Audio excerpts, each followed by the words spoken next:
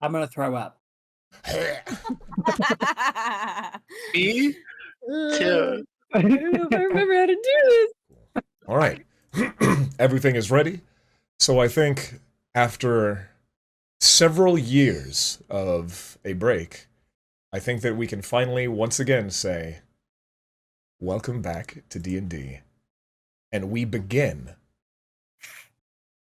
our campaign in the lands of Faerun, south of Waterdeep, along the coast, traveling through the woods. You all find yourself with the special effect sounds that I've prepared for this. There we go.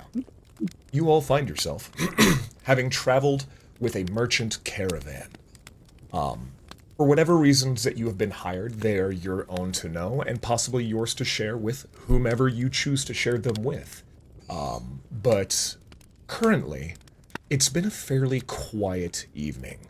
There was some encounters with some wildlife, being stalked by some very mild predators in the woods that wondered if you and your companions would be easy food, but given the sheer number of people within your caravan, have decided to leave elsewhere in search of easier prey.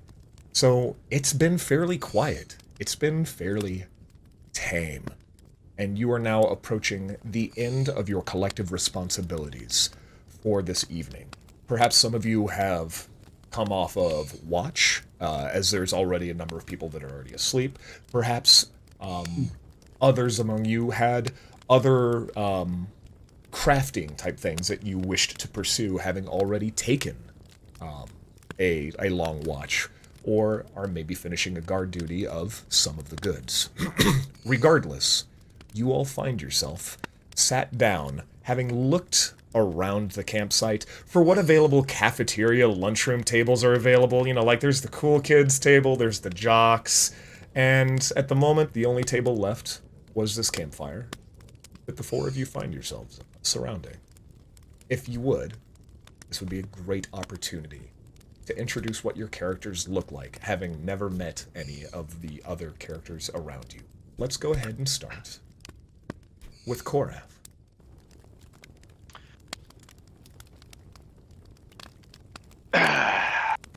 Korath.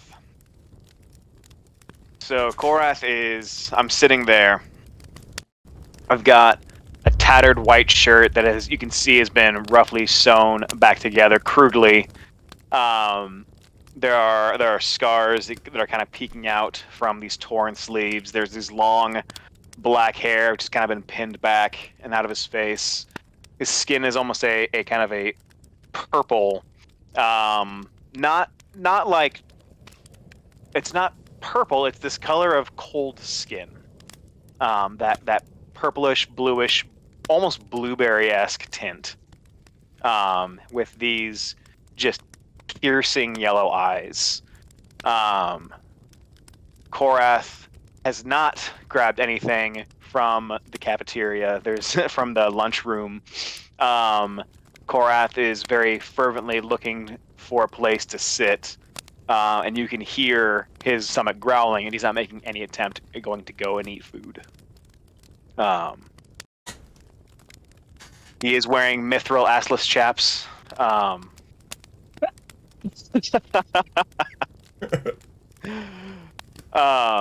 No, he's just in like dirty brown pants and boots.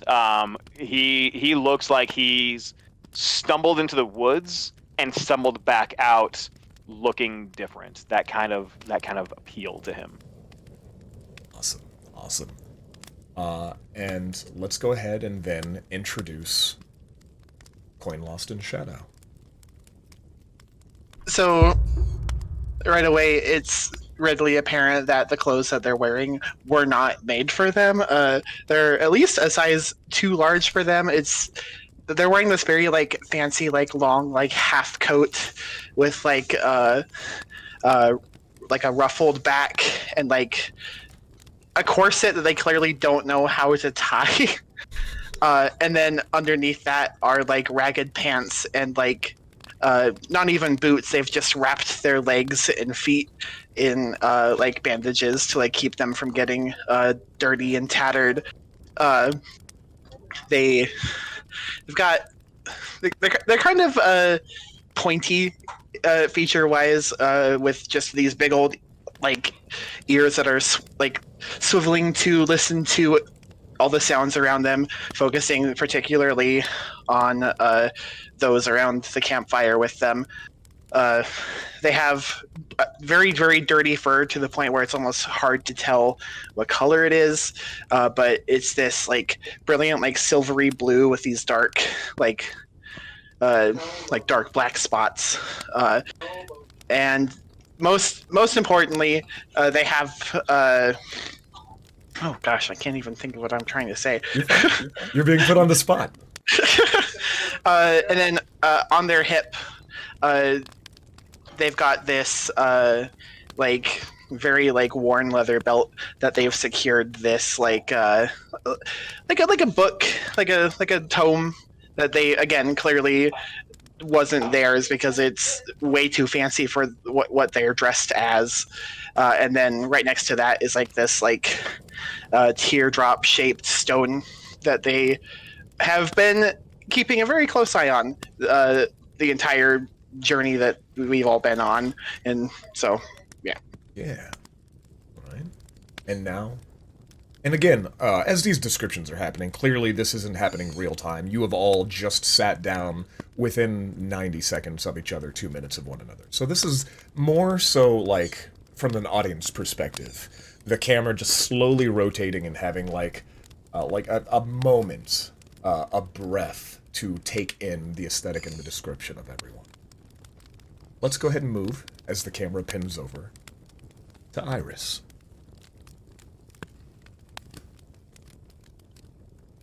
Iris is a fairly tall,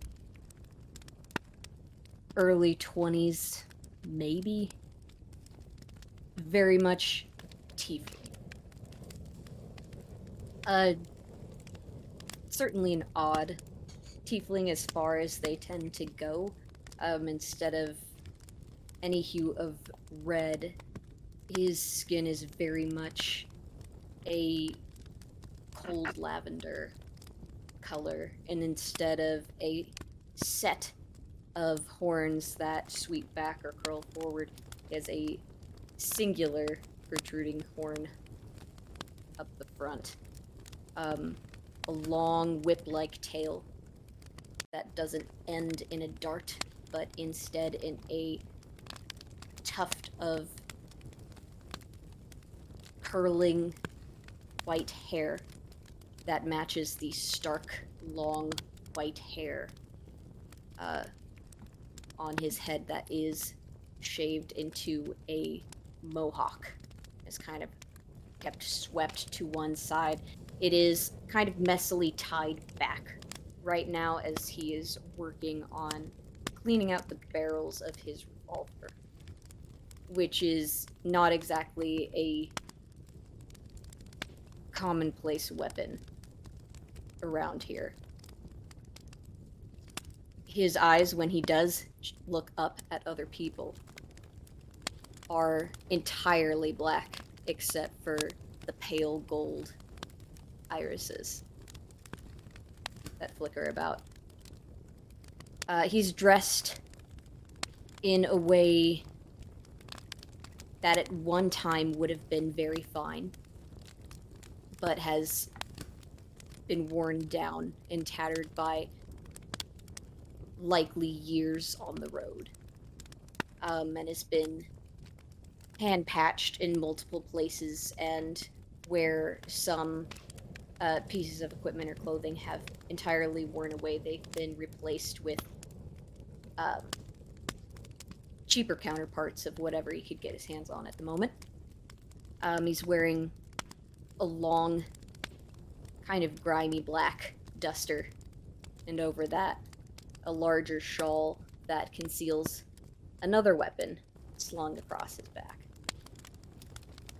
I was low-key waiting for you to also say mithril chapless, or assless chaps. Those are those are also hidden under all the layers. Those are also those are also a secret. Chapless asses. Chapless asses. Oh, and the other. My ass is unchapped. You don't want to chap the ass. That's the other the Chap last your unusual thing about this young man is where boots should be, cloven hooves are, that are flocked with the same stark white hair. Nice. And so, lastly, the camera pans around to show Alistar. What does Alistar look like? Alistair stands at a 3'3" height, with lurid white skin and white hair. Young 20s, like large black eyes that are not entirely black. They have still a ring of white around them, just as if the irises of the eye and the pupils. Impossibly long arms, long nails, shaggy blonde, like white hair, and a well-kept, boyish, almost schoolboy uniform with a poofy light gray, like button-up blouse, small black vest, black bloomers, white matching skin tone stockings with black boots, a black harness that is strapped to his chest that has a very well kept, beautiful filigreed white and sky blue harp that matches the sky blue giant bow that is on his neck with a odd looking crest hanging on. Yeah. Nice. Okay, so with the descriptions, the aesthetics of your characters having now been described, I think as you're sitting there, you are approached by a couple other members that perhaps one of you were taking watch with. What do you think that you guys, what has been, in your vision, your function with this caravan, if you wish to share it? Like, were one of you taking guard? Were you seeking some money as you passed from town to town? How did you wind up in this caravan? And you know what? If you want, actually, instead of just describing this out of game, do any of you in-game start up a conversation with it? I also wanted to state that I have a black and blue mouthless mask that is strapped to my chest. Cool. Sorry for interrupting you. No, you're good. No, I'm sorry, I completely... No, you're fine. Yeah, who's the first among you, if anyone, to strike up this conversation with this ragtag group that you now find yourselves surrounded in, at least for the evening? I will turn. Korath will turn to Coin. I'm sorry, I can't see your full name. Yeah, the text is too small. I'm gonna notice the book, and I will turn to you and I say, I walk along the wind-blown path with leaves strewn at my feet. The trees are bent from nature's wrath. There's someone I must meet. And I put out my hand and I say, that's an interesting book you have there. I'm Korath. What the hell was that? Sounds like some fancy fucking poetry. It's just something my brother used to tell me. It's a nice book. Is that one of yours? It is a book, I'll tell you that. Not really any of your business, but... And I look at your hand, and I, like, slowly take it and, like, shake it, kind of like something that you don't really want to touch, but you do anyway. coin. When you shake my hand, you notice that my skin was like ice cold. I immediately take my hand back. Kind of shake it. I look down at my hands and I go, yeah, I get that often, and I just kind of like rub it on my pants for some reason, and go, I meant no offense.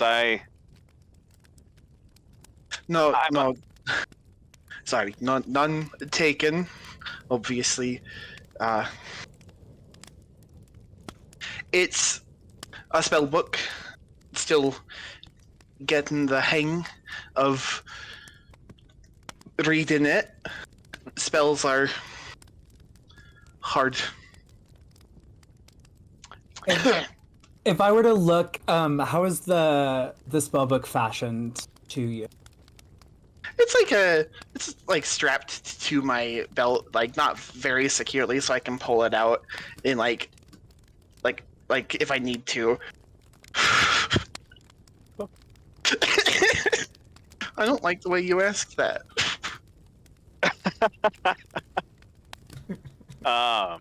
Once Korath hears that it's a spell book, he loses all visible interest and just kind of turns back away. He's like, oh, okay. I do love Kate's question though. Like, how is that a fasten to you? That would be like me as a DM being like, yeah, do you guys just choose to sleep in your armor tonight for no reason? I mean, just sheer curiosity. Normally you would take it off, but That's the. Are you sure you want to do that? A spell book. Can I take a look at it? Absolutely not. Yeah, I wouldn't let that little haunted doll touch anything you have. As if I just want to read it. Jared. Just want to look. Mm-hmm. You can look at it from there. That's perfectly fine. Just rolls eyes and starts like going back to playing like a little tune. Yeah, by Want the to way, see- are you even old enough to be out here? Yeah, what are you, like 10? Someone's lost child? I get that a lot, actually. Yeah, I can imagine. But no, I'm probably around your age. That's hard to believe, but I'll take it face value for now. The outfit is just some memorabilia. It does give me the advantage. Passing me off younger. I just think it's cute still, and he stands up and gives a little twirl. Now,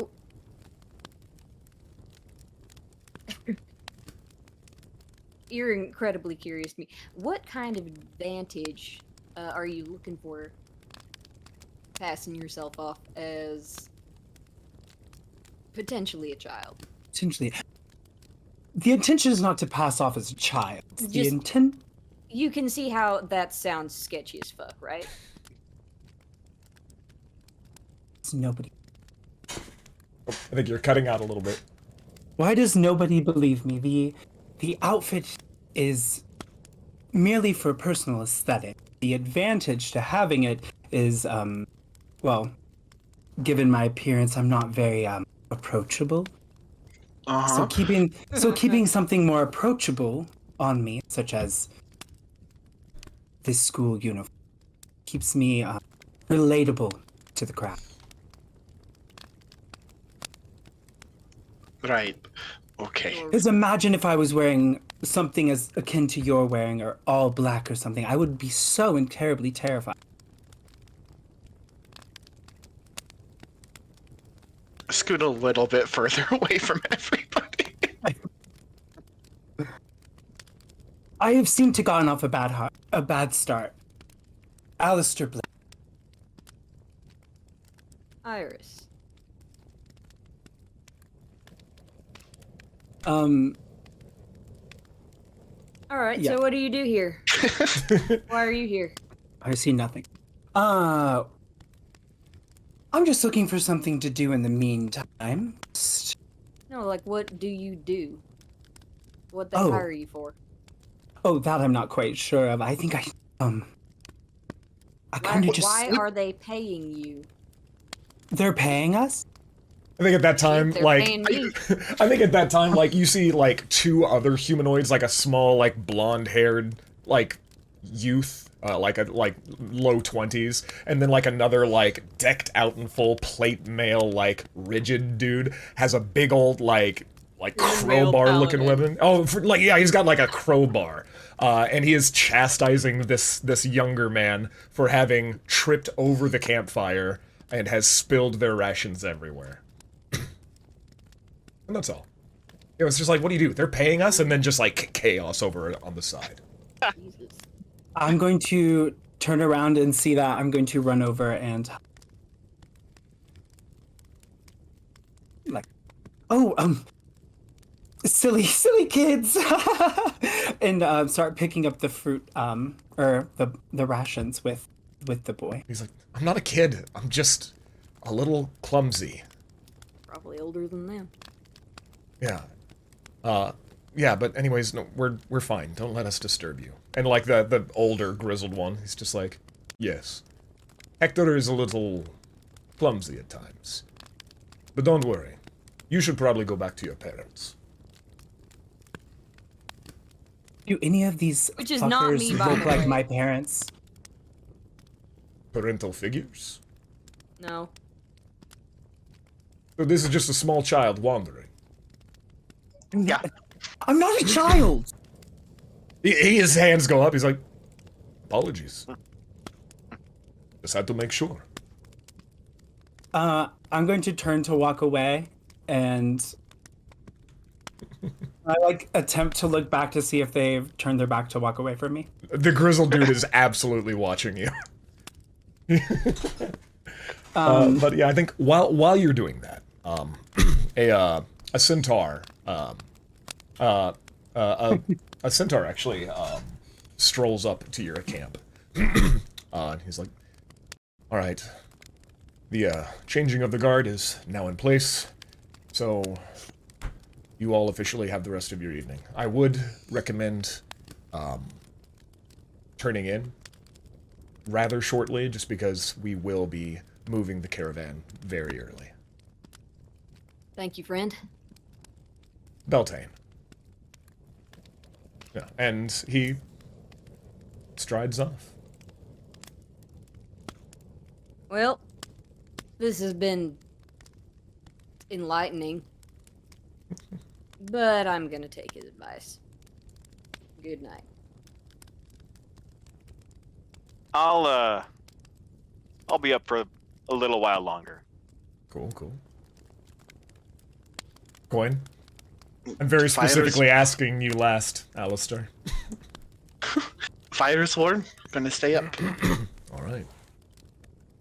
Also, I really want to ask this man why his hand was so cold. Yeah. Give me 1 second on that. Alistair, what are you trying to do? Other than rob the people you're contracted by. Oh, I got by them. Hey, I don't know. Yeah, I mean, hey, if you want to do this session 1, we can. It'll be great. No, Yeah, like we could work on a new character before just- the other shoe even drops. It's great. I just met these people. I'm gonna take a chill, and I'm going to. Yeah, and I mean also like you have a couple days left until you even reach Waterdeep. Like like Baldur's Gate is days away. You have time to scout the joint, right? Yeah. Because if you're looking also for any not- other memorabilia, it's easy to get lost in Waterdeep at the end of it. So You think I stole my clothes? it's disrespectful. So what are you doing with the rest of your evening? Imagine stealing your clothes. It's memorabilia. Doesn't mean I stole it. Yeah. Oh, mine. All right, guys. I think I'm gonna have to memorabilize this town. I'm going to go and assume a lounging position, but I'm not going to go to sleep yet. I'm just gonna strum a little bit. Yeah, very much like that. Yeah. All right, and Korath and Coin, you said that you were staying up a little bit. Did you end up asking each other any questions, or do you turn in for the night? Or, well, stay up and then eventually turn in, I should say. No, it took Coin about 5 minutes of steadily scooching closer to Korath to finally work up the courage to be like, why does your hand feel like it's dead?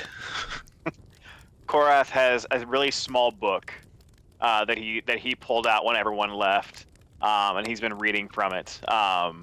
And you can tell it's almost like a journal because it's leather bound, tiny, and just like handwritten.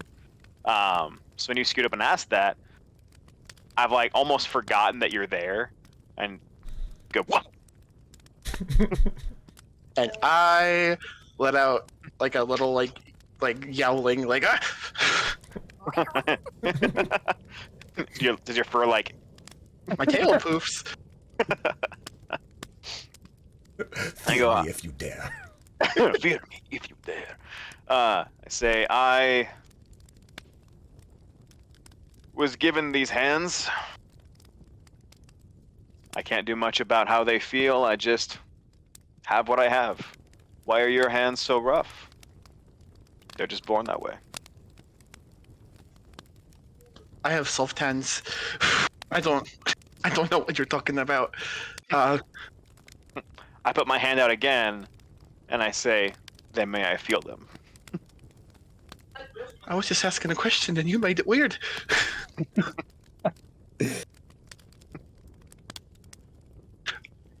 Okay, well, I immediately get up. Good night, and leave. As you walk away, Korath turns back to his book and says, "It's time," he says, "for you to fly. You've been given many a feather. Try out your wings and touch the sky. You've long lost your tether." Okay, stay away from weird hands poetry, dude. Wait, does he say that out loud? I mean, like, yeah. Interesting. No, strong introductions. So Iris turns in. Coin attempts to broach this social camaraderie. Ends up saying like, no, this is a little bit too weird for me. Korath also attempts it. He's like, did I do something wrong? Does this happen to you a lot, Korath? Yeah, Korath is not good with people. Korath has been alone for a long time. Nice. Or at least Yeah. a little too long. And Alistar stays up, strums a little bit, but also makes sure to keep their eyes open for anything interesting, fascinating. But eventually, sleep does find you all. And as you sleep, you're all met with an unfamiliar sensation. A gray, cloudy sky that begins to subsume the sun, and a drastic drop in temperature. You dream dreams that you can't recall when you wake up, but you are left with the sensation of impossibly tall, looming figures that feel simultaneously all too real and constantly on the horizon.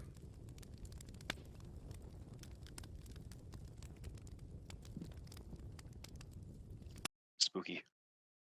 And you wake. The first thing that you realize as you wake up is the forest is quiet.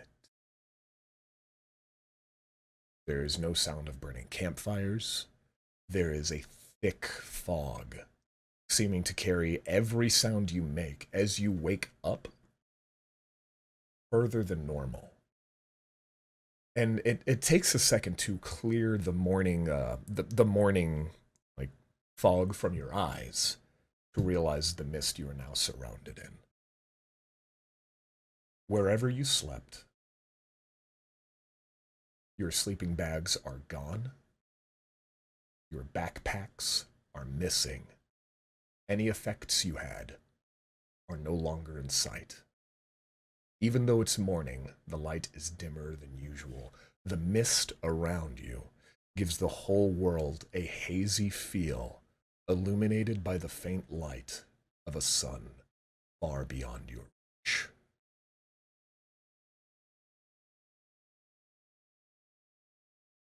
If someone is proficient in survival, you can make me a check. If I were to feel around, would any, like, my harp still there? Or is it all gone? Give me 1 second. If someone would like, they can make a survival check. Is anyone proficient in survival? No! Perfect. Give me 2 seconds. Cool. I am. All right. You can make me a survival check. Let's say DC 10. That is a 17. No one else realizes this. Not yet. Korath, you wake up. This isn't the same forest that you fell asleep in. And all of your things are gone. Welcome to Curse of Strahd.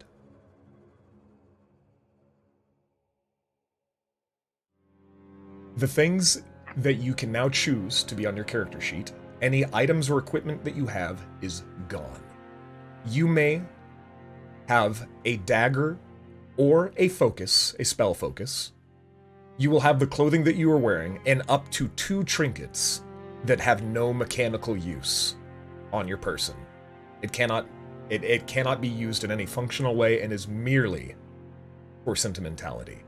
You can also have either the coin pouch with your gold or a water skin.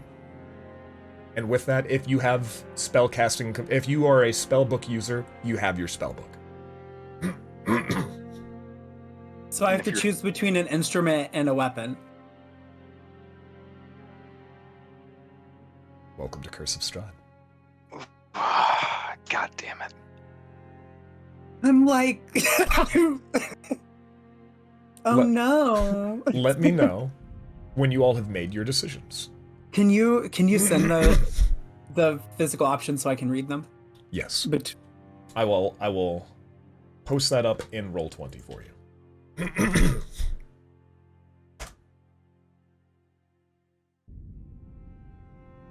I have a question. I have an answer. Let's see if they match. My little amber pendant, do I still have that? You do. Okay. Yeah, if you have any questions, now's the time. No, that would have been the second coin woke up that, like, if they would, and they realized that their stuff was gone, they would have, like, patted themselves down and, like, panting, like, oh my god, oh my god, oh my god. I am So- assuming I am sans guns and ammo. Nothing. Then So if I- got just a dagger, some money, and Dagger or money. No, it's water skin or money. Yeah, so you have the dagger, you have your money. got a dagger. Did have on me before some money and a family crest ring. Yeah, by the way, oh, there we go. We got you back, Ben. Yeah, no, sorry. Sorry. Oh, it's fine. I'm just making sure. I have a question. I have an answer. So when I made this character, I chose equipment, not gold. That's rough, So- buddy. Cool. what do you mean that's rough? Can we not choose the difference now? Nope. This is part of this module. This is part of the process. Right. I would like, if this is kosher with your rules, I would like my small book of poetry. All right, that's one of your trinkets.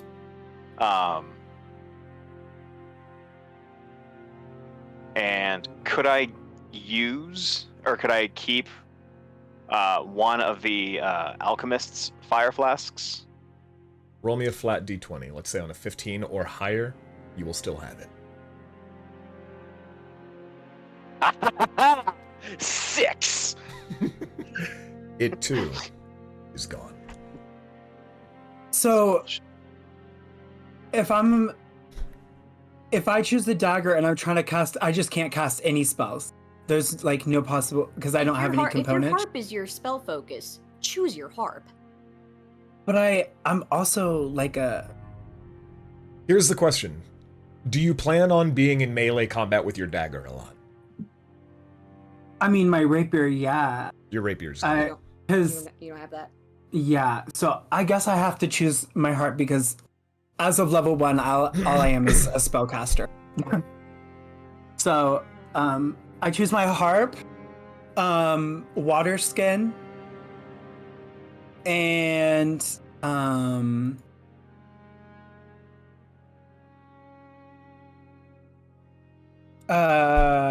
my mask. Oh. Coin, are you good with your selections?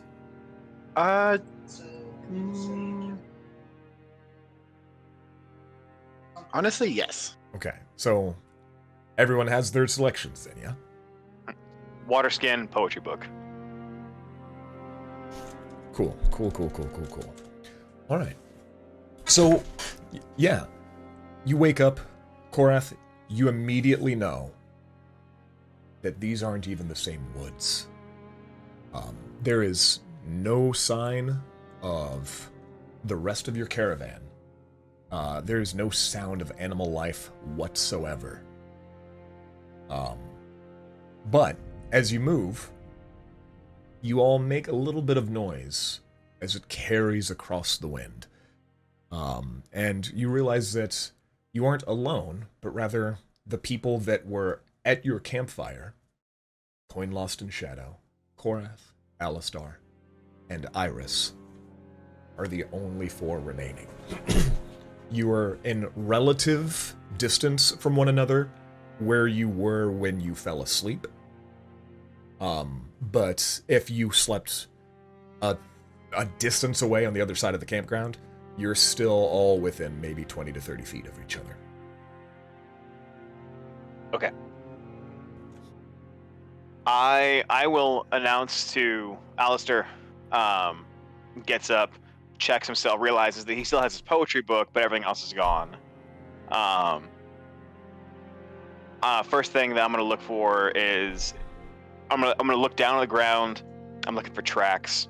I slowly look up, and that's when it dawns that we're not even in the same place. Correct. I'm push my hair back, and I turn to the rest of the crew, and I say, this is not where we are not where we started. We're someplace entirely different. How is that even possible? No. That. What? Sorry. So sorry. What? Equine-like ears are just on a rapid swivel, trying to detect any sign of life in these trees. Make me a perception check.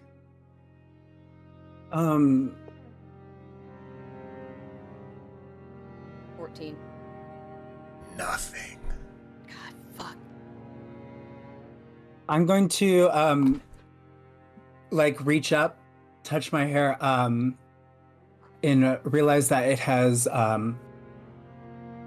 all grown like to almost like my waist. Fuck. Does anyone have a dagger I could borrow? I promise borrow. You can watch me.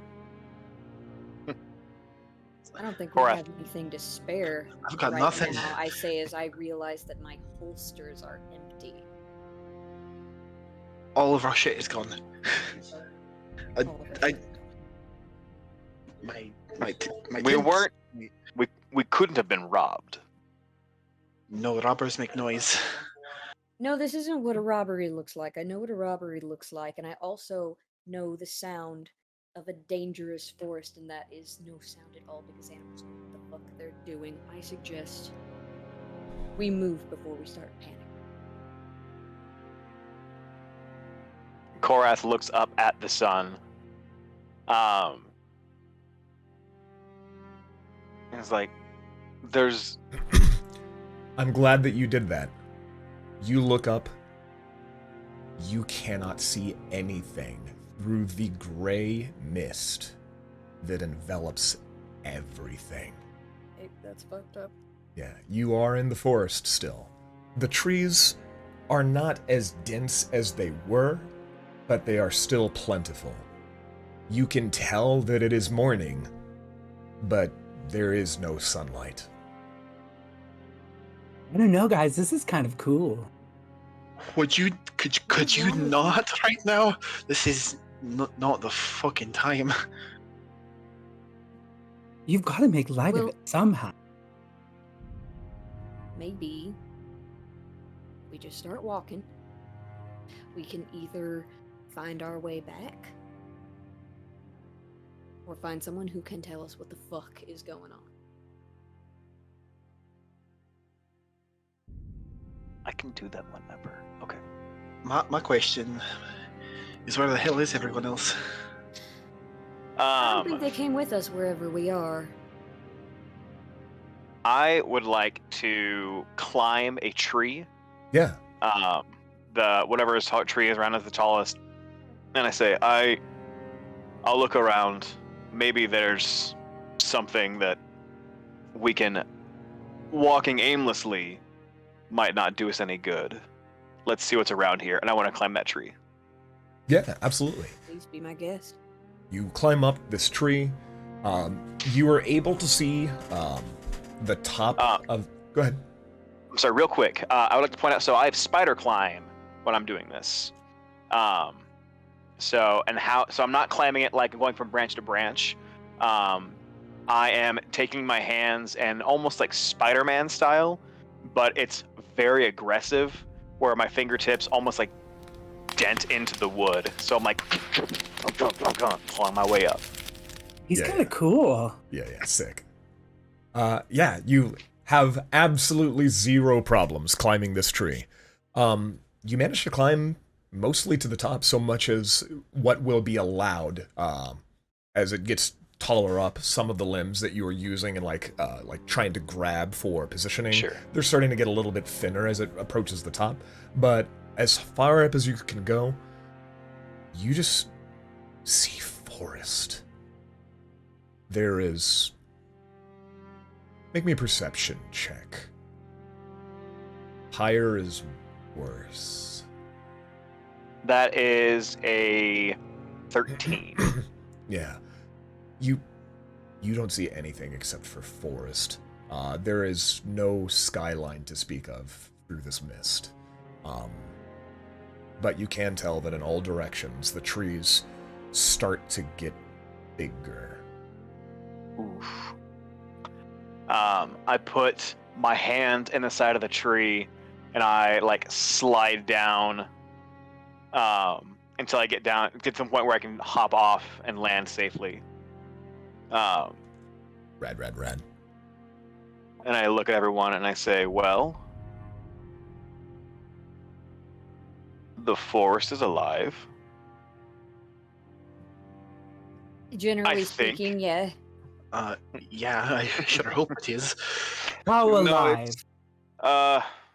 It's thriving. It's in every direction, everywhere I looked. All I saw were trees. All I saw was dense forest and trees so impossibly large. There's no way we could have missed them. I go over to Alistar and say, what did you do? What do you mean, what did I?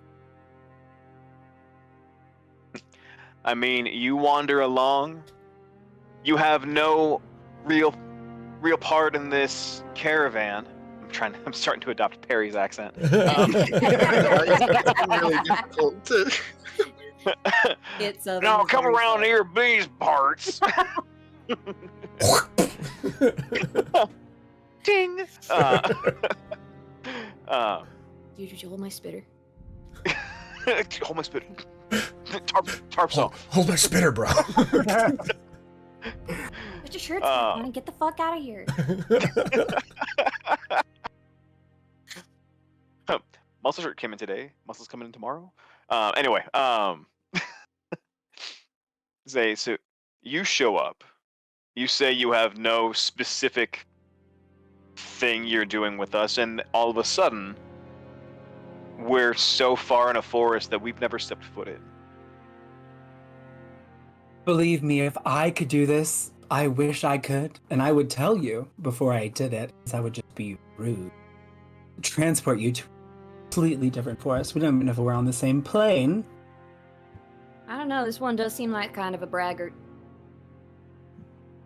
See? Listen to the unicorn. Now. I'm gonna let that one slide for now. We've got more important things to focus on. So, we've got no markers, no environmental. We don't even know what continent we're on, based on no one knows fancy shit like geography or topography. So, Coin, did you raise your hand? No. I turn around and I go over to the nearest tree and just extend my hand and with my claws just kind of rake down the tree to kind of like mark it. Oh. And I turn around and I say, well, at least we know we've been here. That is smart. I've read this story, Hansel and Gretel. Yeah, leaving the little, like our little breadcrumbs. Sure. Can I like slash one of the trees? Yeah. Personally, I was just waiting for somebody to say, yeah, I remember that story. The kids get eaten. And then just look at Alistar. I mean, I wasn't gonna say it because that feels like a jinx. But yeah, Korath, you absolutely just, same thing. Whoosh, rip through the bark of this thing. I want to do the same. Your hand hurts. Ow! Maybe leave it to the ones who have claws. I guess they're not claws. They're not. We can't see the sun. We know there's some sort of illumination that we can see. So is there a way to determine which way like north is? Could I roll survival to figure that out? Go ahead and roll me a survival. I think that it's going to be exceedingly difficult. I mean, you I got an 8. Yeah, no, it's, I mean, honestly, and to be fair, even if you had rolled well, it still would have been unlikely for you to ascertain anything. Like, Fair. it is incredibly difficult to tell north from south right now. Understood. All right.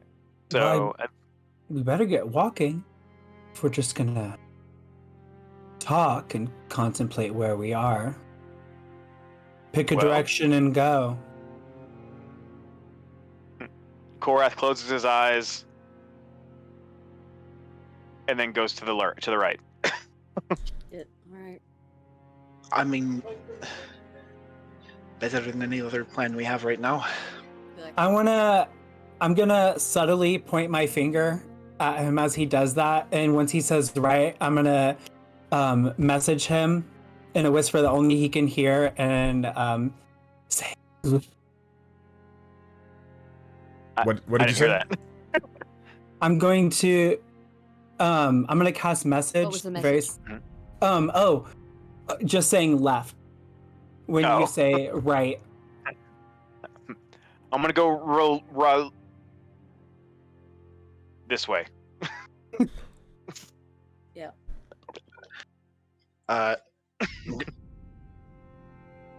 Okay. So yeah. As just before we start leaving, can I roll to see if there's like any indication that there was any activity in our area, like any any? yeah, go ahead like and make me an investigation, survival, investigation, survival, or even a perception. I think investigation would probably be like the most Yeah, I'll do suitable. investigation. And that's 7. Yeah, you feel fairly confident that there was just never something here. Like, there are remnants of campfires, even when you put them out properly. There's remnants of people. There's nothing. You Is didn't even there wake up in any- your sleeping bags. Is there any indication of where those people may have gone? None. Okay. Well, in that case, I'm going to hang at the back of our group and just mark trees as we go. Yeah. So, here's the question that I'm going to ask you, because I have a number in my head. How long do you all travel for? Like, what is the final number that you're like, okay, we stop because this isn't working? What's the final number? Looking for like distance or time? Time. Like, let's say hours. Like, how many hours do you all walk? I could walk for a couple hours. I would say probably about 3 or 4 hours. And if there's no change after 3 or 4 hours, then Yeah. Korath would stop and go, okay, what the fuck? Yeah. Okay. I think after like hour 3, yeah, Coin would be like, this is not, we're not getting We anywhere. gotta try something different. So, 3 hours pass, and about as you are getting ready to, like, this is the moment where the panic is starting to set in. And not just because, like, you for sure, Coin, like, the hair starts to stand up on end. And around that time, you actually see the ground start to give way to a little bit more swamp features. Black pools of water stood like dark mirrors in and around the beginning of a muddy roadway. Still, and as you have continued, giant trees loom on both sides of the road, their branches seemingly clawing at the mist. But a roadway you have come across. Oh, We came across a full road, like a whole ass road. A muddy roadway. So it's not like A asphalt, path. it's not pavement. It's a dirt pathway. But one that is step closer to seemingly civilization. I don't like this. It's something. it is. I mean, I guess in lieu of anything else. It's something to follow. And eventually, we are going to need food and water. Korath is going to put his hand this time into the road. Is going to drag his hand for. Is it mud or is it compressed earth? It's compressed earth with a layer of Okay. mud on top. Ah, fuck. Okay, Yeah, like this is an intended pathway. Like right. this wasn't just something that like woodland animals have like made over time. It's not a deer path. Yeah, How's this your path? someone from some manner of civilization designed this as a road. As a path to be traveled.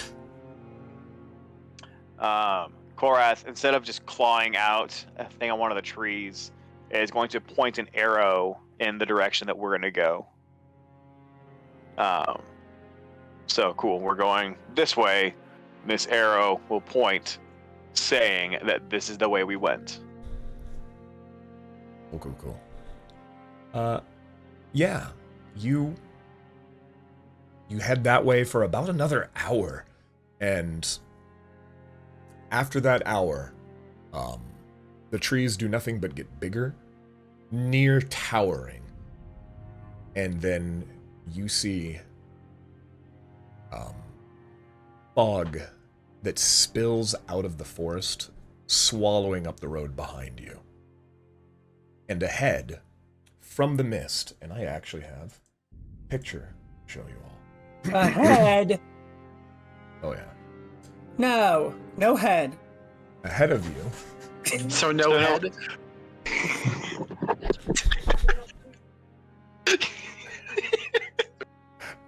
in front of you, jutting from this impenetrable wood on both sides of the road, are high buttresses, stone, looming gray into the fog. Huge iron gates hang on the stonework. Dew clings with cold tenacity to the rusted bars, and two headless statues of armed guardians flank the gate, their heads now lying among the weeds at their feet. You are met with only silence.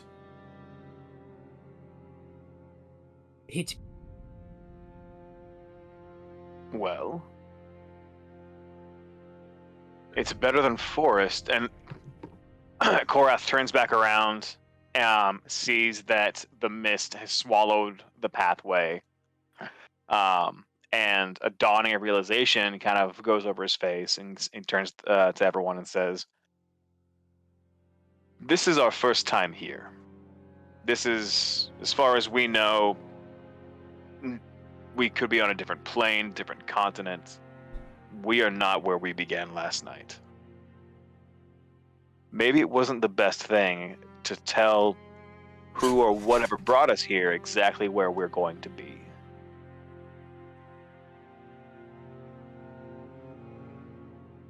Shit. Didn't even think of that. I'm sure there are people here. How are they direct us? This feels like something out of a storybook. I mean, look at that. That's Unsettling. So the path leads through in between the two, Yes. correct?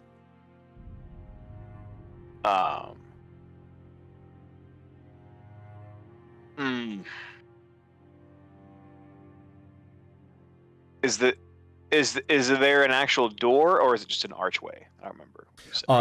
It's a gate. There's right? an iron gate. Okay.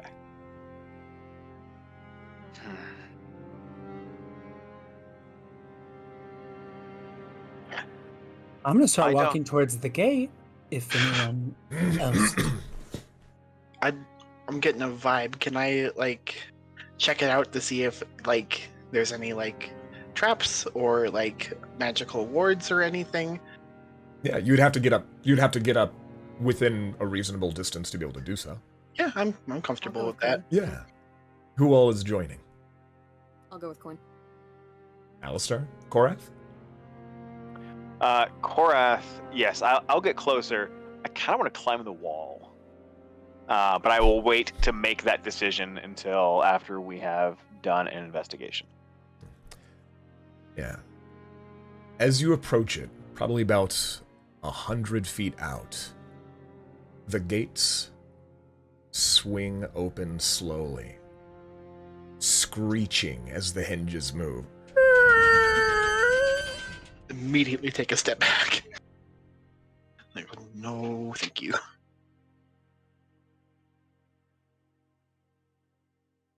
Oh, I don't like this. Looks like they were expecting us. am I the only one that's finding this incredibly fascinating? Yep. Yes.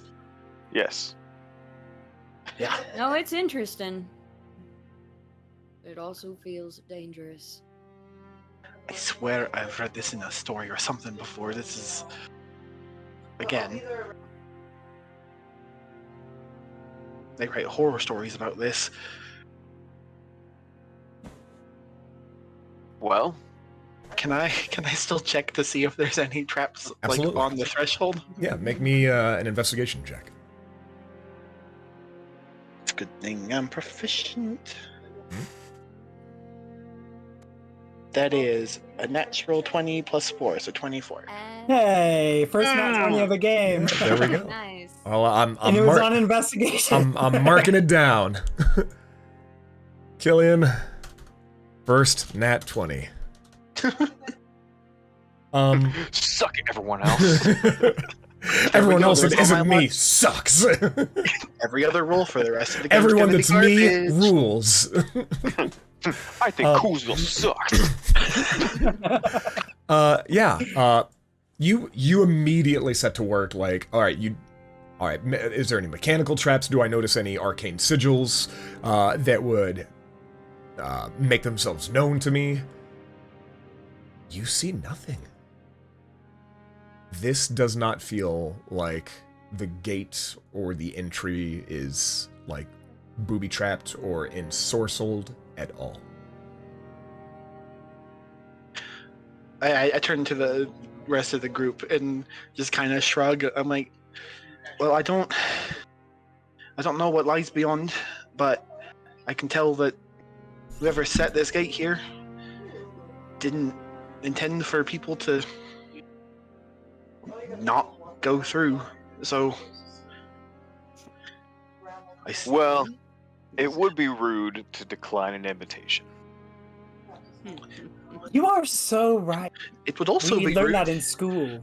to kidnap someone into a forest, but that's just me. That's never stopped anyone before. Why do you say that like you know that? Because they Within a- probably did it. Can you just stop saying odd shit for like 5 minutes? I think I would lose my whole appeal. if he did, he'd explode. Alright, let's go. That part. Let's go. Yeah, and we continue marching on. Mm-hmm. All right. You do I would so. like to.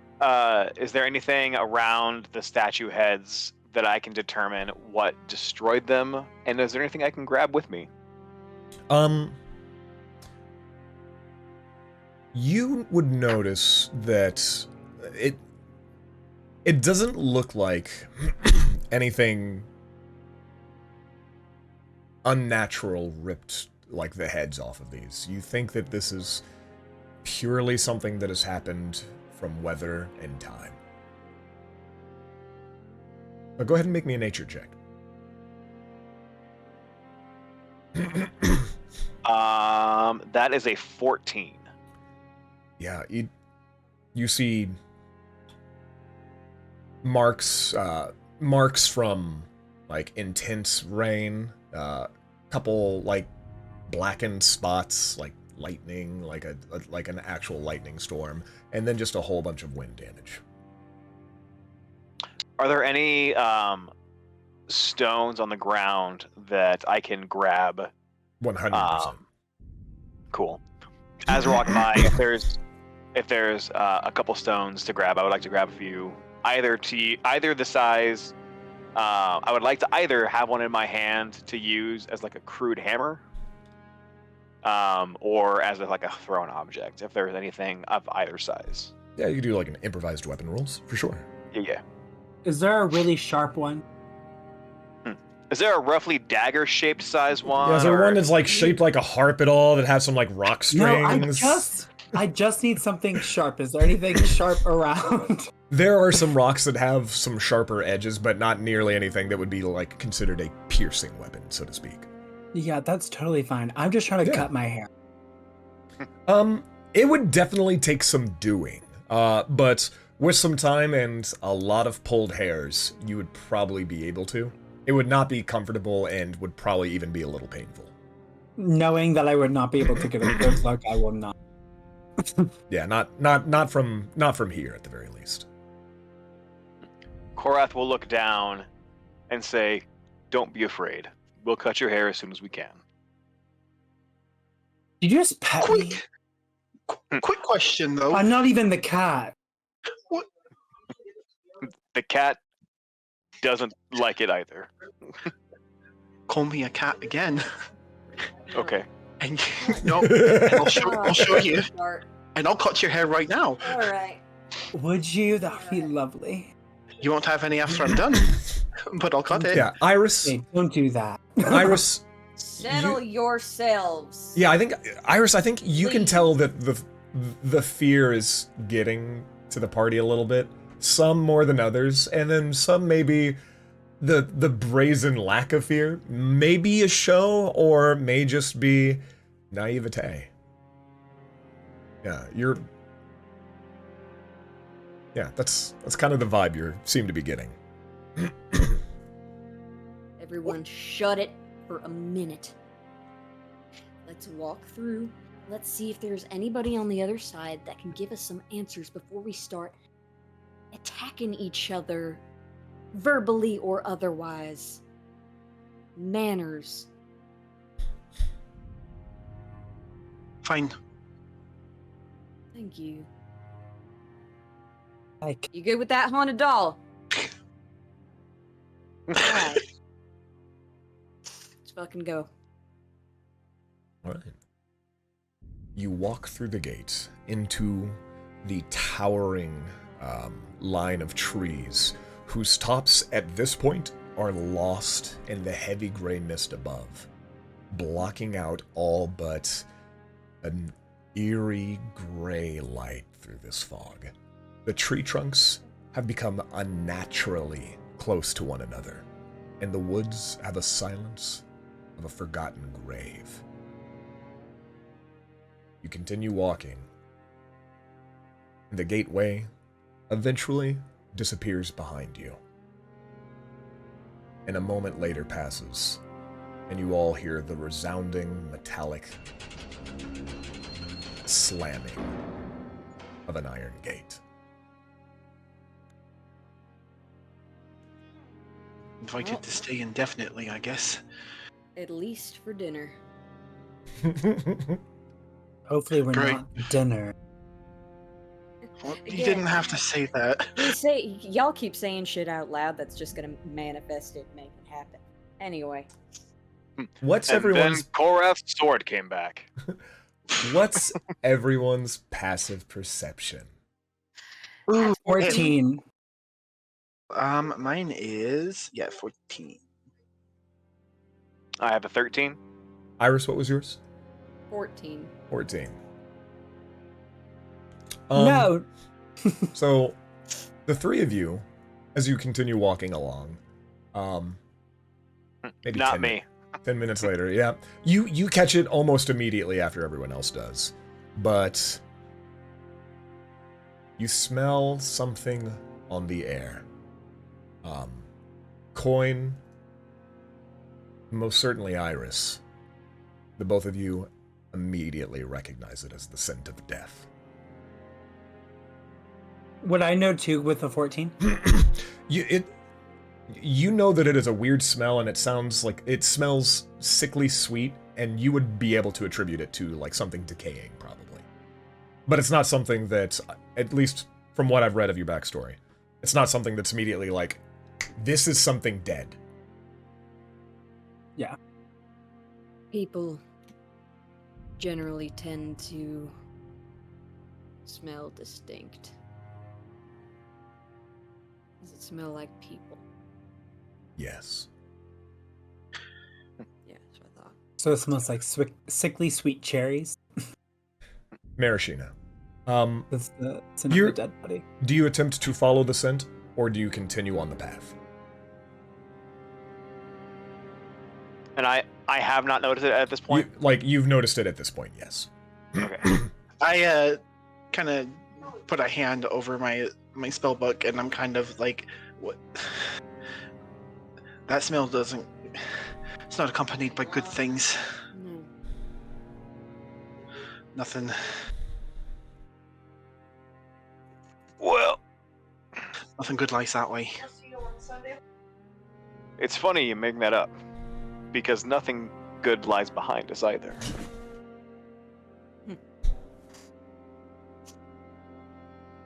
Korath will make his way forward towards the smell. And they're like sniffing at the air. If there are any other trees, are they at a point? You had made a reference that they are the trunks have grown very close together, and they're very large. They're towering. Yes. Would this be a thing that I could like scale part of a tree, look around, and jump from tree to tree? It would probably be pretty easy for you. The way that it's imagined is that you're on the road, and then there's like an open like field on either side up to a certain amount, and then that's where the trees are. It's not like you're wandering through like a 15-foot wide corridor. Sure. But yeah, if you would like, you can probably take a few minutes to walk over to one of these trees and start scaling it. Are you walking towards the scent of death or away from it? Korath is looking to get a better vantage point to see if this is a thing that is ongoing. Is this an older occurrence? Knowing that it smells like death, Korath is now trying to determine how soon this happened, and then if it's worth going to go investigate, or if it's something that's happened so long ago, like the gates, that we can ignore and move on. Does that make sense? Yes. I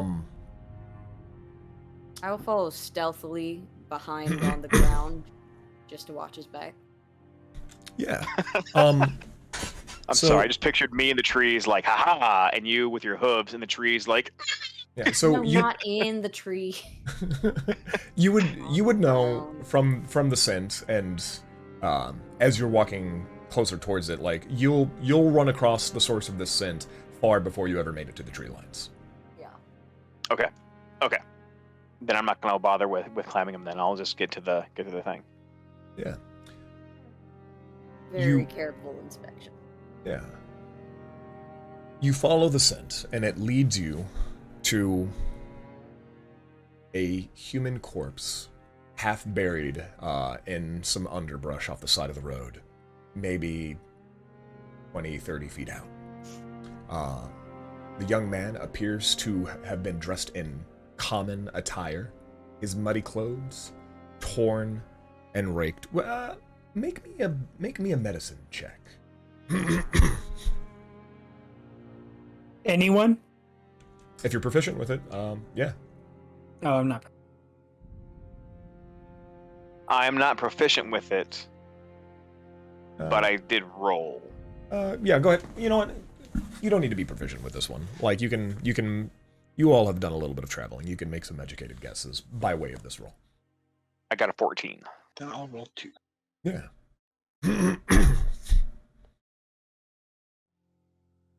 Maybe. Looking around inside the gates, there's That's a only big- trees. There's no like buildings or anything. It's all just tree Where you are right now, currently, yes. where we are.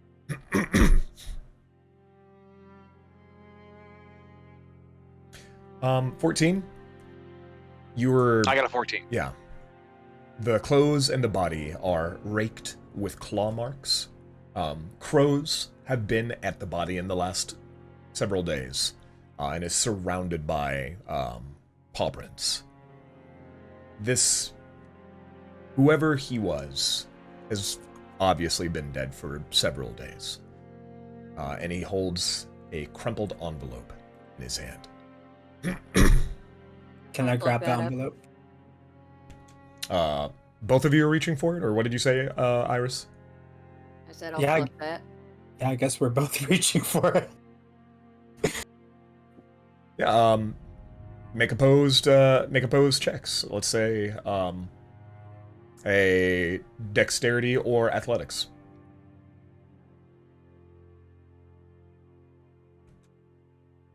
16. Yeah, I knew I wasn't gonna beat yours because I'm assuming your dexterity's so high. Yeah, oh, it's so fun. Like, yeah, Alistair immediately was like, "Oh, what a fun field trip this is! I want to read that." And Iris just snatches the envelope up, kind of gives Alistair a little bit of a look. You see Let's see if it survived the rain. a wax seal with a large B set into it. It is worn and flimsy, but Unbroken? unbroken, and dated for a week ago. Hmm. Well, seal's not worth much now. I'll pop that open. Yeah, you open it up. Yep. So inside, parchment paper with legible writing in common. It says, "Hail thee of might and valor. I, the Burgomaster of Barovia, send you honor with despair. For over centuries, this creature has drained the lifeblood of my people. So I say to you, give us up for dead, and encircle this land with the symbols of good. Let holy men call upon their power, that the devil may be contained within the walls of a weeping Barovia. Leave our sorrows to our graves, and save the world from this evil fate of ours. Killian and Burgomaster." Killian and Darovich. I will write it in the chat for you. That'd be beautiful. Yeah, if ever you want me to type out something, I am more than happy to.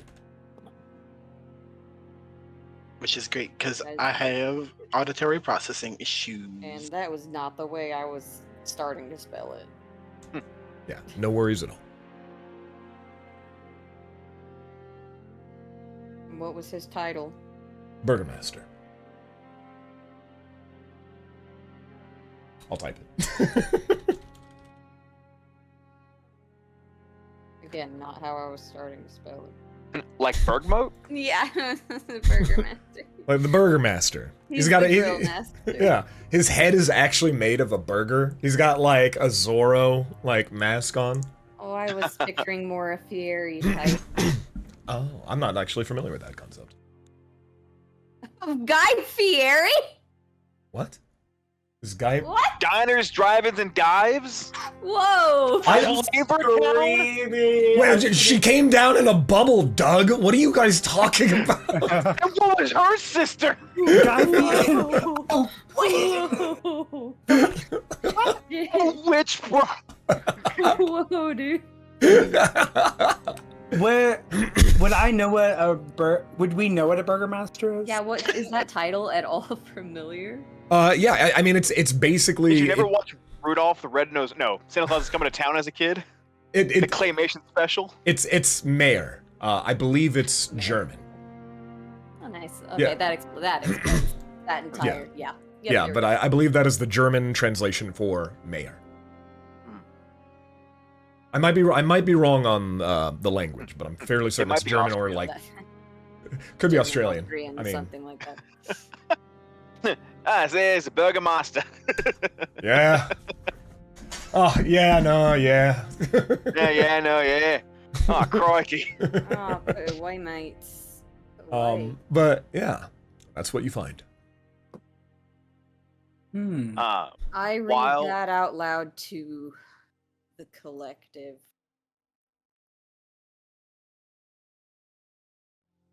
What do you Are make of that? the dead man's eyes still in his head? I would imagine they've probably been plucked out by Oh, that are usually the first things. Are there any I mean, teeth? I was hoping- probably.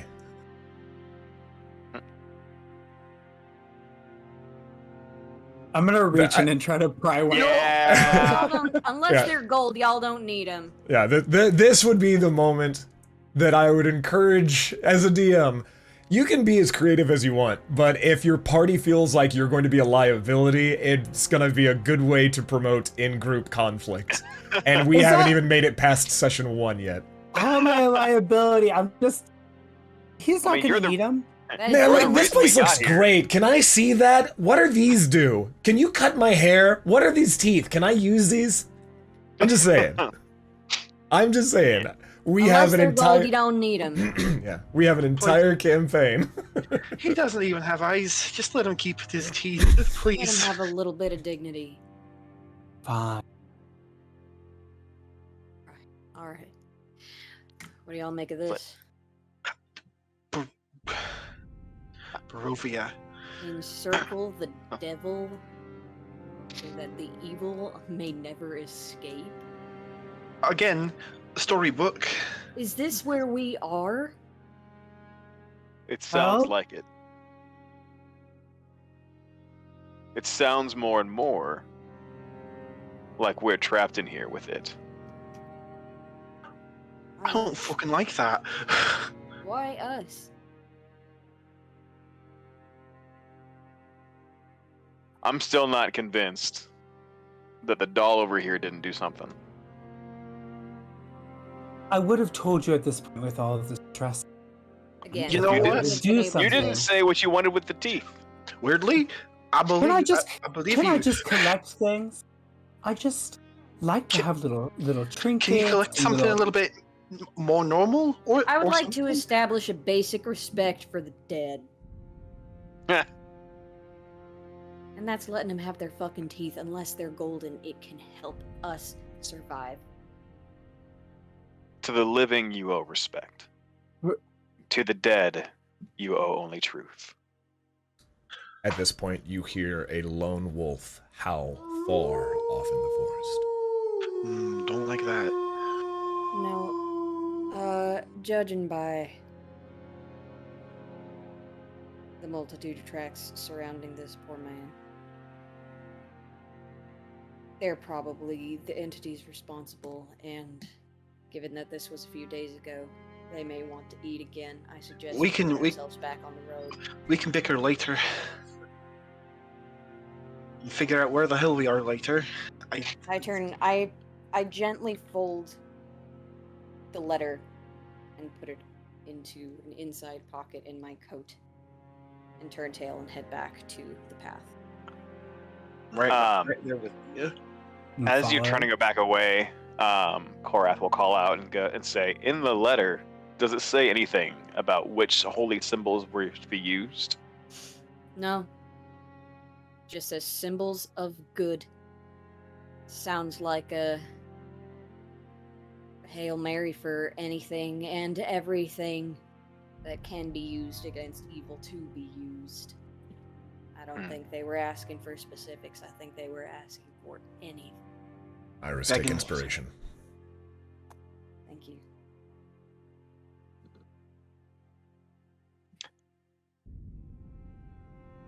Korath will smile, a fanged smile, as he looks towards the direction of the wolf sound, excuse me, and say, "There are good deeds only devils can commit." Can you write that one down for me, poetry? I like that. And he pulls out his tiny notebook and he writes that one down. And you all keep walking? Back to Yeah, the I'm road. following Iris. Is Oh, it I'm- just the one body? Just the one. I'm gonna send you a thing, Gil. Just so you have some context for future. Cool. Let me grab my phone so that I can read that because I'm using Discord for the cameras and that's what's recording. So give me like 1 second. Yeah.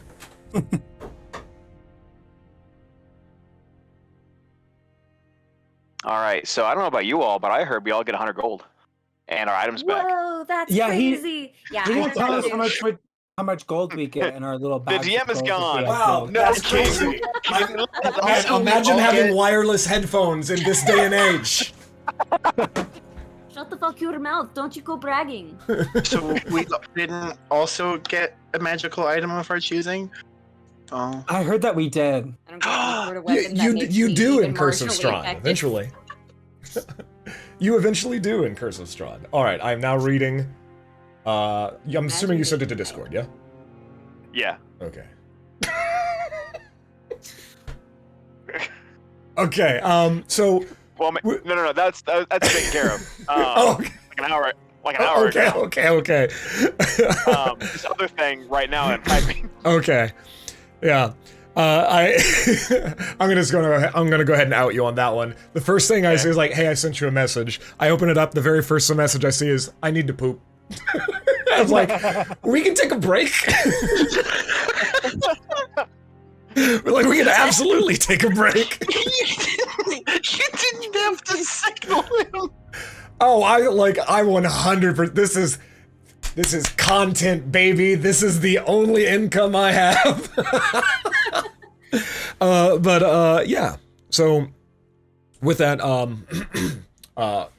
Korath kind of walks away, and it kind of seems like he's taken a quick look around to see if there's any additional bodies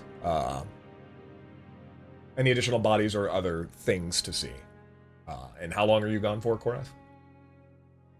I will be gone. I'm just doing a quick search, so it's gonna be like maybe 5 minutes. Hell of a time to take a piss.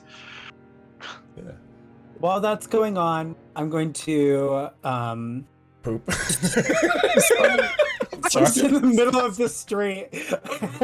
No, I'm gonna walk up to. Yeah, those Iris. assless chaps are coming in handy now.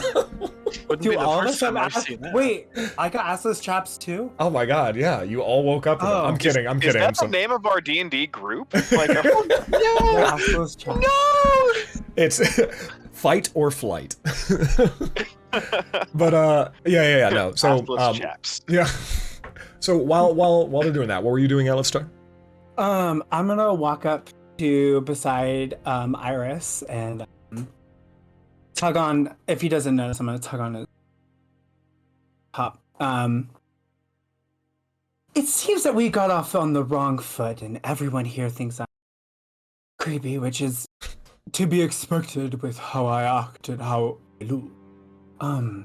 But I want you to know that I'm not going to harm you. I did not make any. It seems the first indication that I was potentially evil is that you believe that my clothes are stolen. These clothes were my school clothes that I was given a couple years back, and I've just kept them because they remain in good condition and they're very cute, and I did not steal them off of anyone. Hey, I didn't say any of that. I believe you. I just think you're weird. Oh, well, that's fine. But I didn't cause any of this, and I don't know how to prove it to you. Again, I don't believe you did shit. If you did this, I do feel like you are the kind of person that might gloat about it a little bit. I ain't seen any of that, so Yes. Right, so you get No. it, you understand. you're just weird. You didn't do this, but you are here. And Just like the rest of you. If you're gonna take teeth out of the mouths of the dead, just do it while I ain't looking, okay? Yeah, I'll only take them if they're Disrespectful cool and gross. looking. About this time, Korath returns. You done? Yeah, I've seen all there is to see, and so have they. All right. We continue on down the road. Hell of a piss. With this, as you continue on, the tree line opens up into a large, vast field. The tree line of these woods extending far to your right and even further to your left. There is the small, the small scent of maybe some water, some running water that Fresh, permeates not the air. standing. Fresh. Oh. But as you continue walking, the thing that catches your immediate attention as you trudge down this dirt road, you come across a fork in your path. One path continues off into the distance, and you can see what appears to be some manner of structures up ahead, but the other is a short path leading to a cul-de-sac with a few sorrowful buildings rising out of the mist And everyone roll me a perception check.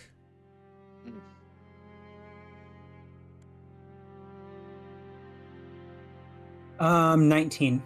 6. I got a 21. Korath, 19 also. Korath, Alistair, and Iris. The three of you hear faintly the frightened cries of a child.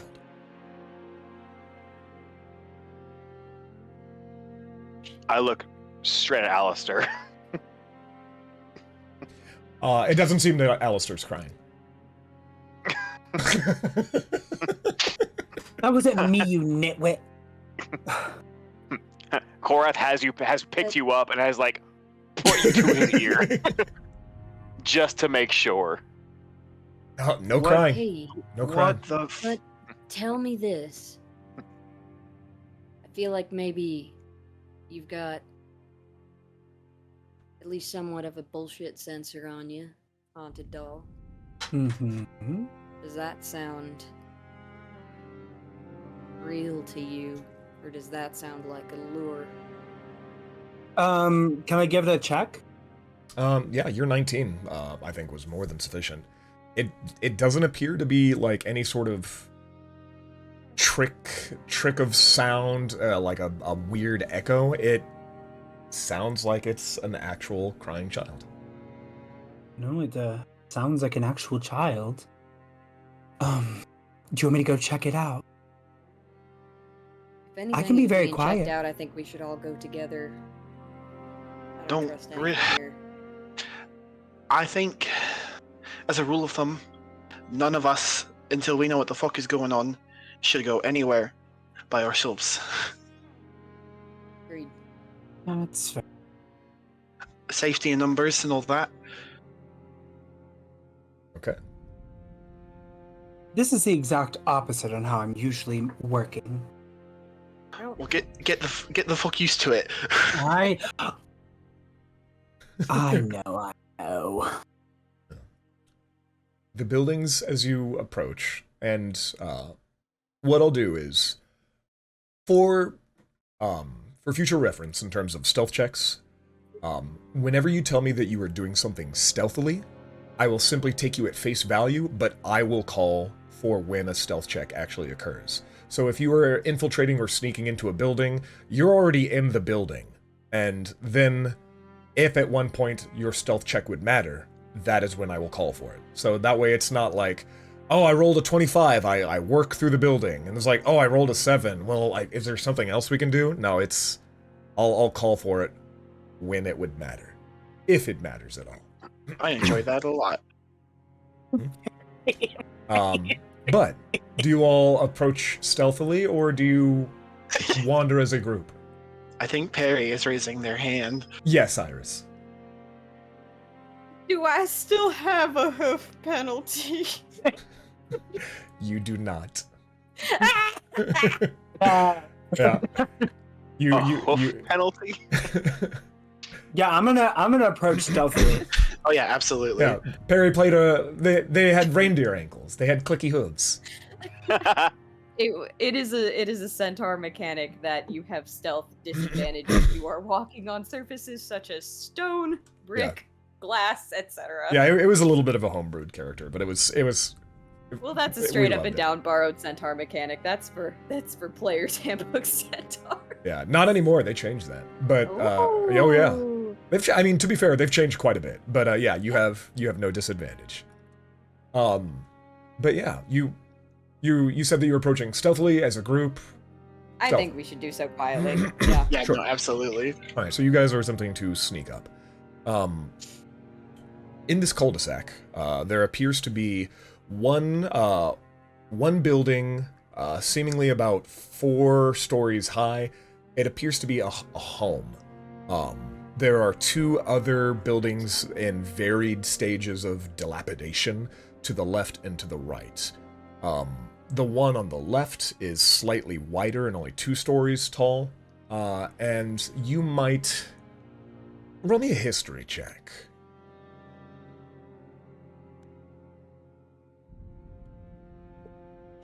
19. 19? 8. Natural 20 for 23. Oh yeah. So yeah, like 10 or above. 10 or above, you would get the feeling that this main building in the middle, like that's like the noble house.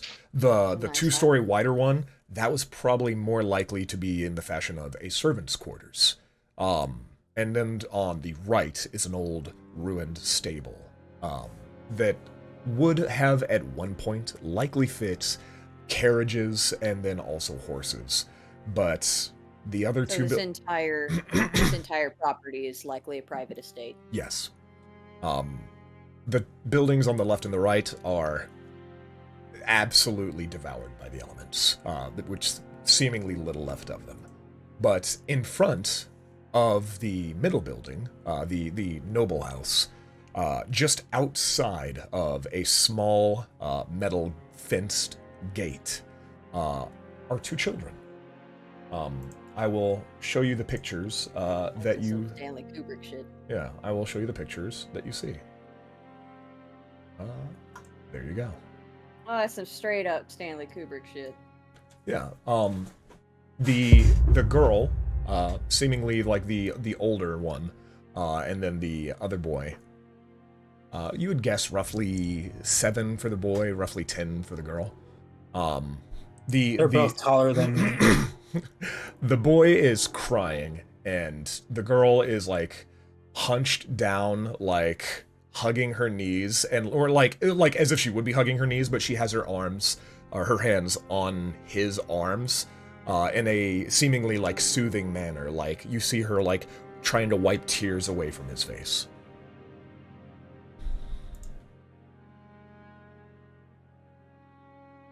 They do not seem to notice you. Should I go up? No, not you, God. Anyone but you. That's pretty fair. I'm pretty good. I'm pretty good with kids. You're good with kids. The hesitation sells the confidence. Kids. Kids like cats. Look, even if you've had siblings or something, that's more experience. I don't interact with as much. Why don't you take the lead on this one? Okay. I lean over to Alistair and I whisper, I thought we weren't supposed to call him a cat. What I thought too.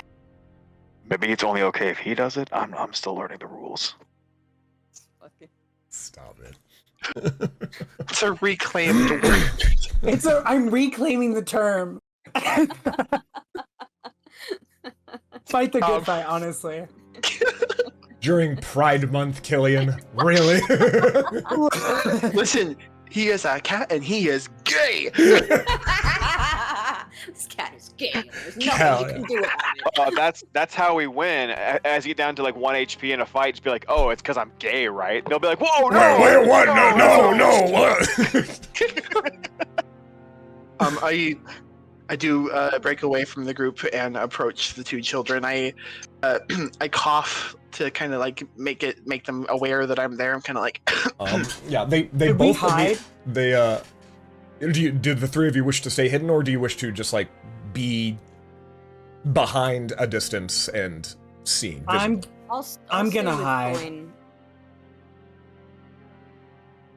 I'm Yeah. sorry. Creepy. So Alistair's hiding. What did you say, Iris? I'll stay with Coin. Just Cool. Like just like slightly behind. yeah, just trying to Cool. posturing myself as non-threatening as possible. Yeah. You clear your throat, Coin, and their heads both immediately like whip around to like stare at you, and the girl stands at her full height and like positions herself in front of the small boy and you.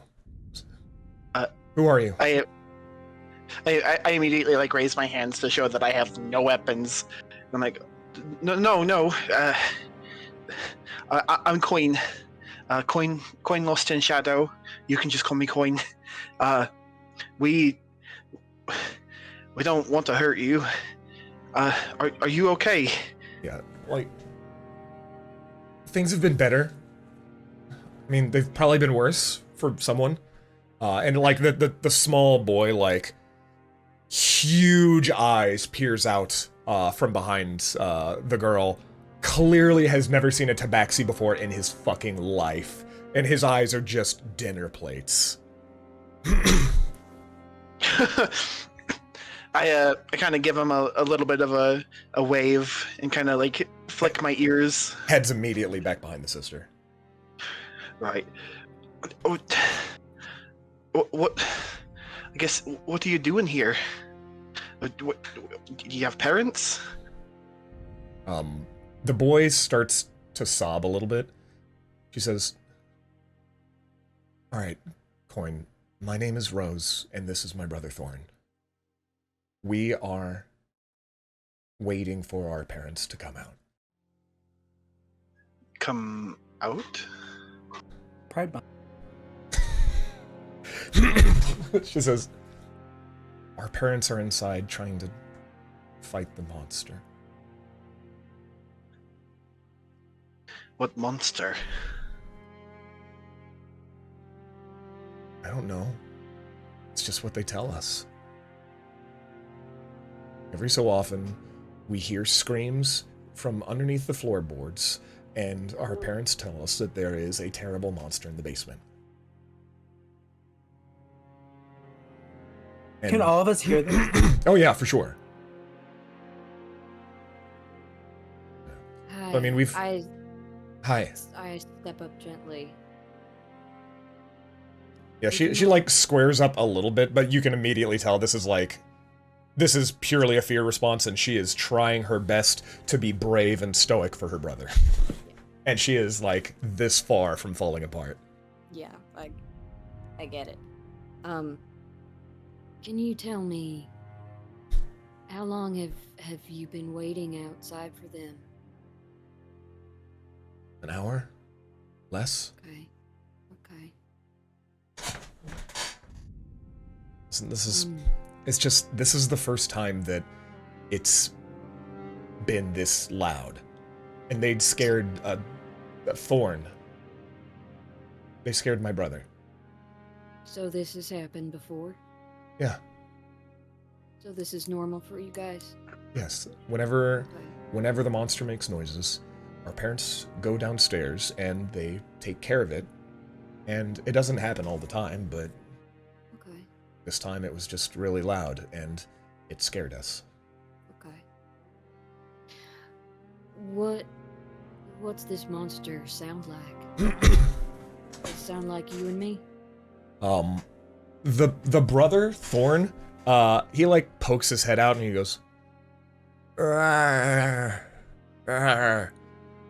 And then he immediately blushes, feels embarrassed, and like grips tighter on Rose's like shirt. No, monster no, that noises was- are real good. Yeah. Listen, couldn't have done better myself. Yeah, Rose like kind of rolls her eyes a little bit, and she's like, "More or less." Right. How long is it? I assume your mom and dad. I assume they're very brave, but do you think they might need a hand? You guys are asking a lot of questions. We're just seeing if we can help in any way. We're kind of having a bad day ourselves. Yeah. We're just trying to figure things out. She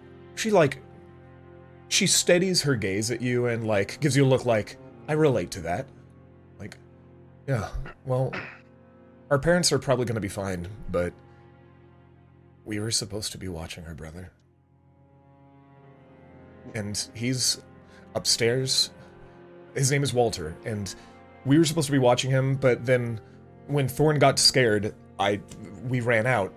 And I would go back in to I would go with you if that's what you wanted to do to get Walter, but Thorn needs me out here. And I mean, No, I can't leave him.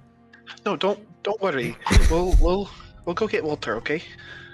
We will. Are you sure? Promise. Yeah, I hold out a pinky. It's a pinky promise. she like kind of reaches out her hand a little bit and is like too nervous to. But then you see this small hand like reach out from behind her, and he just holds up his little pinky. Aw. I connect them and nod. Yeah, it's super quick, like one little shake, and then his hands are just back. Pinky promise.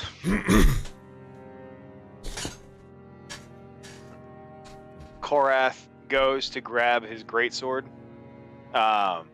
just instinctively, Mm-hmm. And goes, well, Yeah, about that. What? crack his neck. Kind of just like tug coin up and back over to the others for little group puddle. Hey, that was real sweet what you promised them and all, but I don't know if you forgot, but we don't have any of our shit. I don't know about y'all, but I'm not exactly the most effective without what was taken from me. You've got us. Well, Hey, me. what can you do against a maybe monster that might crawl up from the fucking floorboards? What the fuck was she talking? I can try to reason with it. My plan was to get Kidding. the fucking baby and get Okay. these kids the fuck out of here. Is that what she said? Did she say it was baby? I assume. Was the baby the crying that I heard earlier? That was Thorn, Yeah, I assume that was a and lot. and she did say their little brother. So Okay, so Baby adjacent. So if not baby, at least small child. Yeah. I've got some spells. Not great at magic, but I can do at least enough to get us all the fuck away. Got this. Me too. Shit, plain dagger. I've got this, and I'm going to cast infestation on a tree. Did you? did you just use a spell slot, young lady?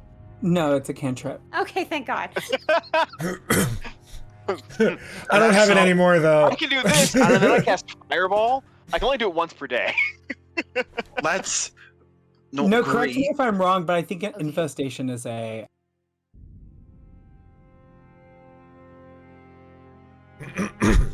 For your sake and ours, Lord, I hope so. It is. But Yeah, it is a cantrip. if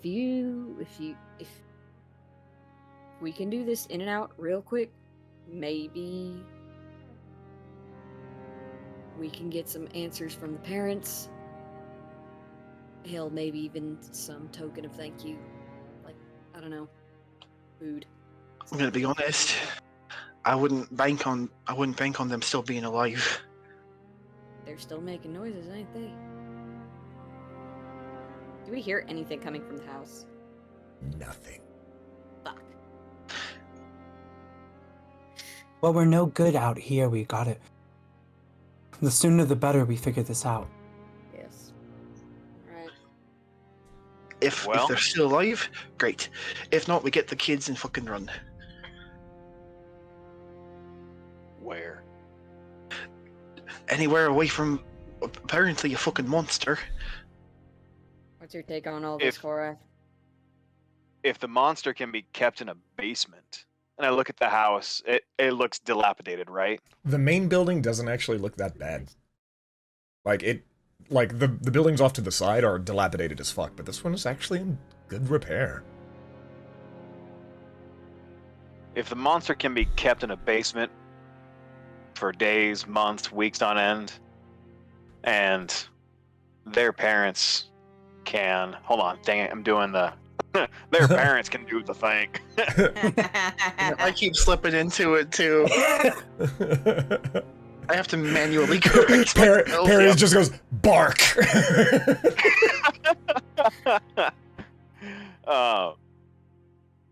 If this can be contained by a basement, then I feel like we have nothing to worry about. And if things get out of hand, we lure it out and bring the house down on it. Fuck it. It's more of a plan than I've got. If the ceiling of the basement can contain it, then imagine what the floor of it can do when it's introduced multiple times. It's not your best poetry, but all right. Coin, take My brother inspiration. Take My inspiration, brother Coin. was the poet. All right.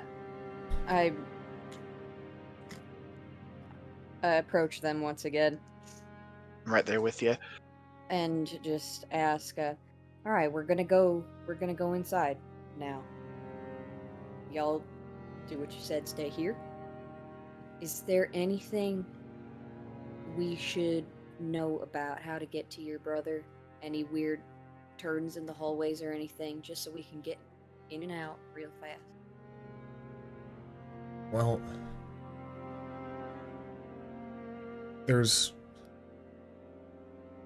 he should be on the 3rd floor. There's a central floor? stairwell. Okay. There are some things in there that you could use if it helps. All right. What's that? And Thorn's like, there's a sword on the wall, and Rose is like, Rose says, they probably have weapons, it's fine.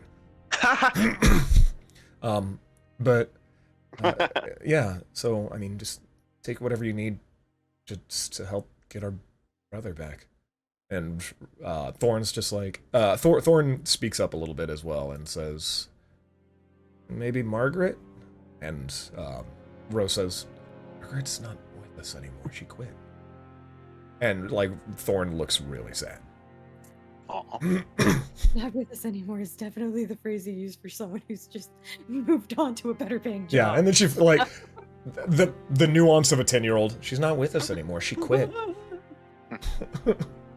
Yep. Passing away. It's just moving. Anyway. All right. Well, that's mighty kind of you to offer up anything to use. We'll try to be back as quick as we can. Right. If we're not here, we'll. And she points at like the stables. It's like, we'll hide in there. You got it. There are staples. Should we have any way to contact them while we're in the house? No. For what reason? Maybe tell them to run. Something. I think I they can decide. hand them the rocks that I collected from the gates. Because they like do big hefty stones and be like, hey, anyone comes out, just lob these. She looks at you. She's like, yeah, that's really ambitious for us. Like, as they are like actual children, and the rocks are holding her like 20, 30 pounds. Out of character at 9, I was strong as fuck. Not everyone is you, Ben. Yeah. I was the strongest. But yeah, no, yeah, they look at it, they're like, yeah, just leave it there and we'll use it if we need. With our arms. She like kind of flexes. Yeah. Exactly, Pery. I point to Thorn and I say, don't forget, you're big, strong, and handsome. and I stand up and I start making towards the door. Let's go. You all head in. All right. I grip my lethal dagger. Imagine not having weapons on your hands. Wow. Yeah. Okay. Look, I can take things real fucking hard. Oh, I bet you Not can. anything I can use on my character sheet, but I like to think I Yeah. can. But yeah, you Best all in the open show. up the iron gate with its hinges on one side.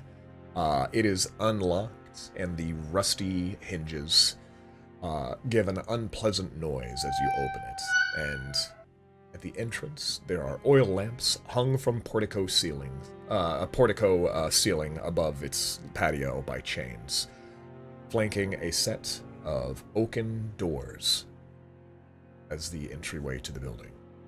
And as you all open it, now would be a good time to take a small break. Yeah?